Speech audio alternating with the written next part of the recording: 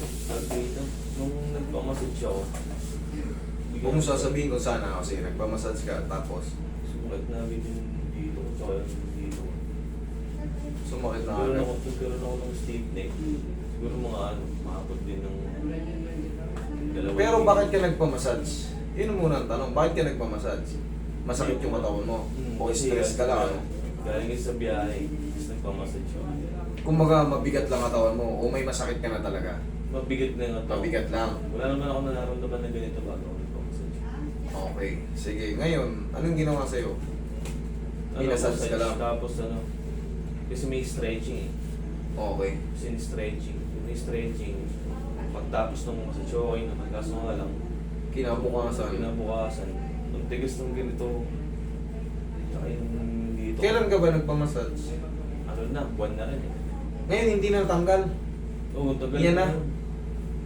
Par, cancel mo nga par. Nung pinilit kang ano, kaya ako siyempre, sinatanong ko kung saan siya nagpaano. Kasi sa amin na lang yung kung saan siya galing. Kasi hindi ko pwedeng i-broadcast yan kaya kinakat ko. Kasi nobody's perfect. Pero siyempre, aral na yan sa inyo. Kumbaga, charge to experience na yan. Kumbaga, bawal pala yung ganun ah. Kasi kita mo, isang buwan na ako. Dapat, mabigat lang eh. Masas na ganun eh. Pero pag may pipilitin sa'yo yung palagotokin, makaka-apekto yun sa'yo, lalo kung nilalabanan mo rin. Kasi, sa totoo lang, meron talagang taong hindi stretchable. Pero itong naman therapist, na hindi rin marunong mag-control, hindi niya kabisado, kahit sagad na, ganito lang yung katawan, yung iba kasi, yung iba nabibend eh. Yung iba naman, matigas talaga ang katawan, huwag yung pilitin.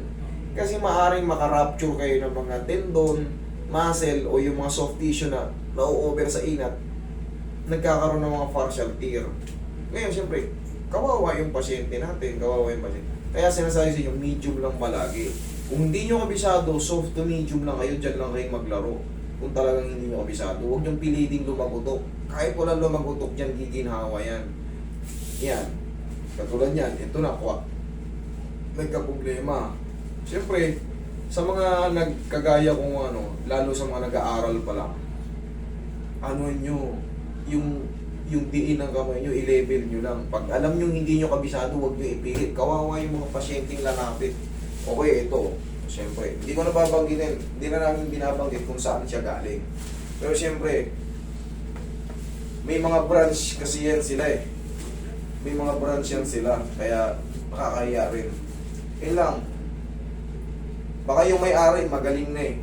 Pero yung mga tauhan mo, baka hindi ka kasi tayo magkakasing yung baka hindi mo na isalin sa kanila ng todo-todo yung knowledge mo. Kaya, sabihan mo yung mga tauhan natin, na pag magmamassage, alalay lang pag hindi kabisado kasi kawawa talaga ang pasyente.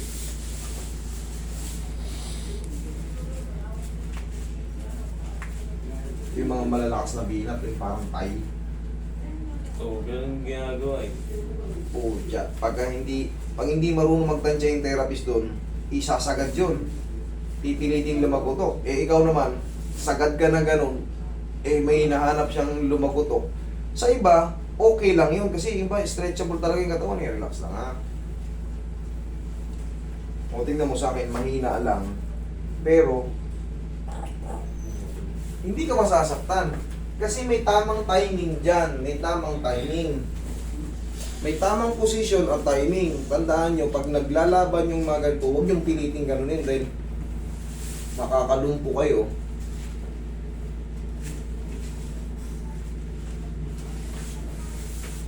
Tapos yung mga ganito, tayo ka. Ito yung mga ganito, safe to.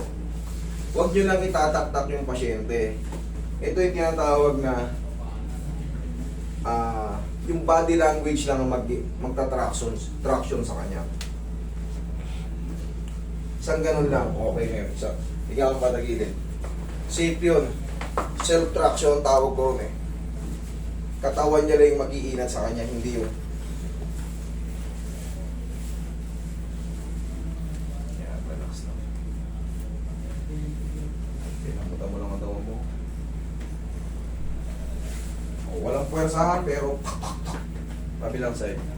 Mamaya maginahawan eh. Tapos 3 to 4 days, pagaang ng pagaang yan, hindi yung papilay ng papilay, kagaya nangyari sa Oo.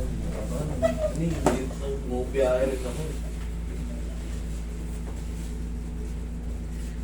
Sasabihin, pag pupunta kayo sa mga spa, siyempre sa mga spa, talagang relaxation lang dyan.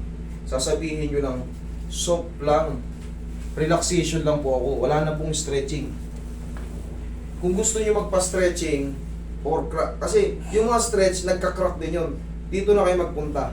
Pero kung talagang stress ng galing kayo sa biyahe, mahabang biyahe, mabigat lang katawan nyo, full body massage sa mga spa. Sabihin nyo, soft to medium lang dapat. Pero kung gusto nyo magpa-reset, may stretch, may cracking, sa ganito kayo pumunta.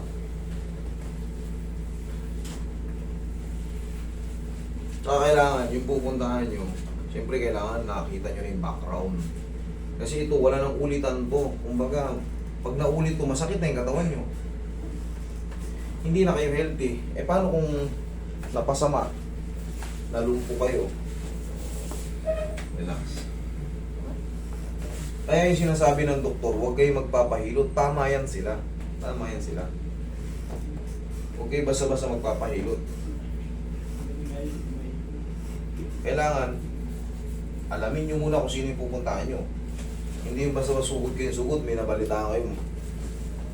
Naghihilot doon sa kabilang baryo, naghihilot. Check nyo muna kung sino yung pupuntahan nyo para safety kayo.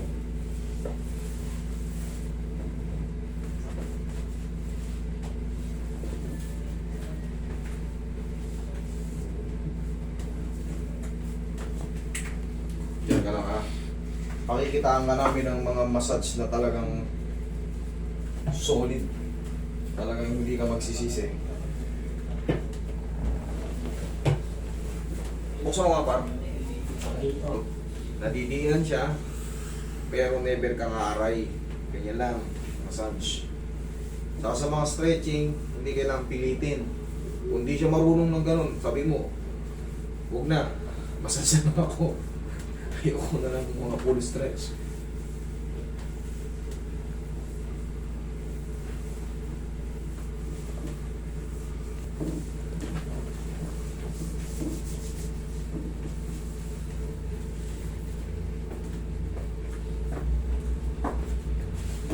Diyan ka lang ha.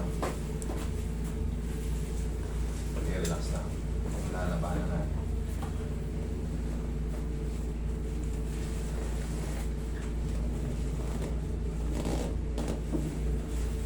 Yaya ka.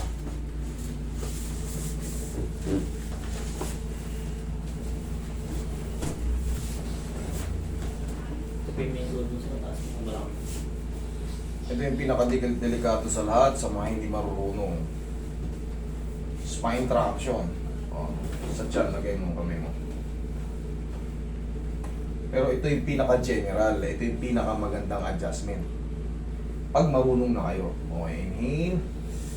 Exhale. Saka yan, yung traction. Timing yan ha. Huwag kayong gagaya-gaya ng hindi kayo marunong. Timing yan. Inhale. Exhale. Hindi pwedeng inhale, inatak nyo kagad. Walang kwenta yun.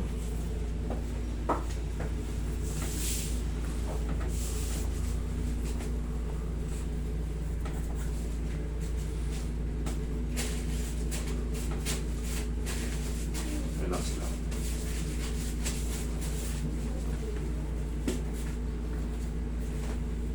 Saka sa mga ganitong stretching, hindi kailangan todo-todo. Obserbahan nyo rin kung naglalaban yung muscle niya. O yan, maganda o. Saka nyo i-press. Hindi kailangan sobrang lakas, hindi kailangan ng ano.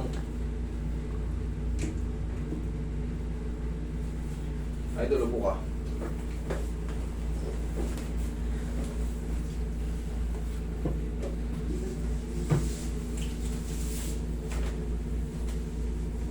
Three to 4 days, wash out na lahat yan. Naka-recover na yan buong ano mo.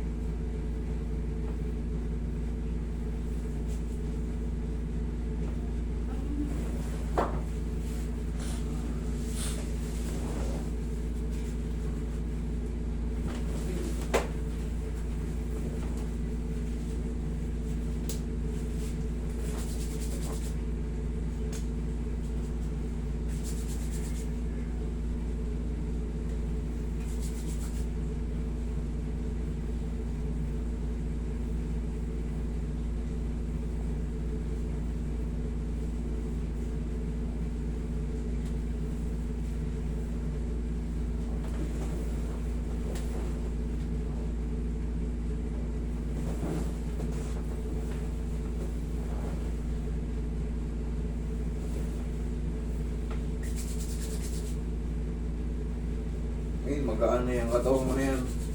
Kung may matira man dyan, yung pinaka, ano na lang, 3 to 4 days. Relax na yung mga ano yan. Tapos, kung ano, mag-report ka rito para maniwala sila. Okay? Oo, kumusta yung pakaramdam mo? Wala yung just dito. Kung wala, okay. Ganun ang tamang ano, hindi kailangan pilitin.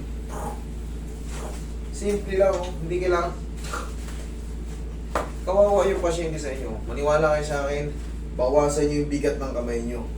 Pag hindi ma-stretch, huwag kayo pilit. Sabihin nyo sa pasyente, oh, relax, relax, relax. Okay? Thank you. Idol, huwag ka lang maliligo ngayon, ha?